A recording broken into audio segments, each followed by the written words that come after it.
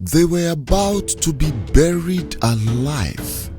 The two boys, not yet 15, stood in a deep hole in the middle of the forest. Their hands were tied.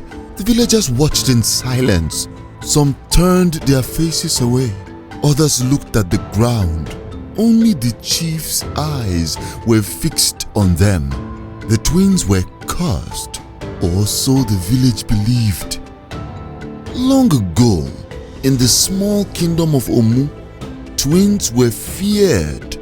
The people believed they brought death, war, or hunger. No one knew where the belief started, but it had lived for many generations. If a woman gave birth to twins, one must die, sometimes both. But one woman, Adama, broke that rule. She gave birth to two boys, Obi and Kato. She ran into the forest before anyone could take them. She lived in hiding for years, feeding them wild fruits and teaching them to stay out of sight. But secrets never last forever. One day, the boys followed a hunter too closely. He saw them. He ran back to the village, shouting, "Twins! Twins in the forest!" The warriors came. They captured the boys and brought them to the chief.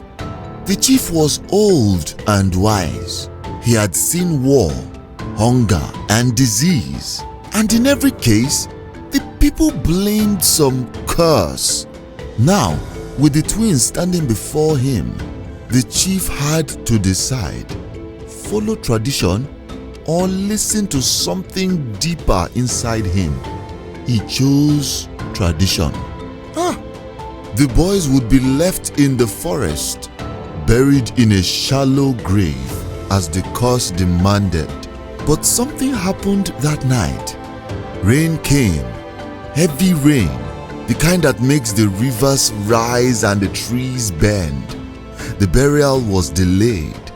While people waited, the chief's youngest daughter, Lami, came to the chief in tears. "Father, what if we are wrong?" she asked. "What if these boys are not cursed?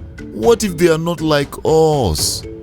The chief looked tired. "The people fear them, Lami. If we let them live, the fear will grow. It will destroy this kingdom." But Lami did not stop. She went to the prison hut where the boys were kept. She gave them food. She asked them questions. "Do you want to hurt anyone?" she asked. Kato shook his head. We just want to leave." That night, she made a choice. Lami stole the keys. She unlocked the prison. She gave the boys directions into the hills far away where another village might accept them. The boys didn't run. Obi said, "If we run, they will think we are truly cursed." Kato added, "Let us prove we are not." So they came back the next day. The people were shocked. "They could have run," someone shouted. "They came back," another said. Obi stepped forward. "Let us prove we are not cursed. Give us one chance." The chief raised his hand. "What do you want?" "There is sickness in the eastern farms," Kato said. "We saw it on the way here. The river is dirty. Let us fix it." The chief allowed it. The twins walked for 7 days. They helped clean the water. They boiled herbs with the old healer. They taught the farmers how to protect the stream. In 2 weeks, the sickness was gone. The people watched. They whispered.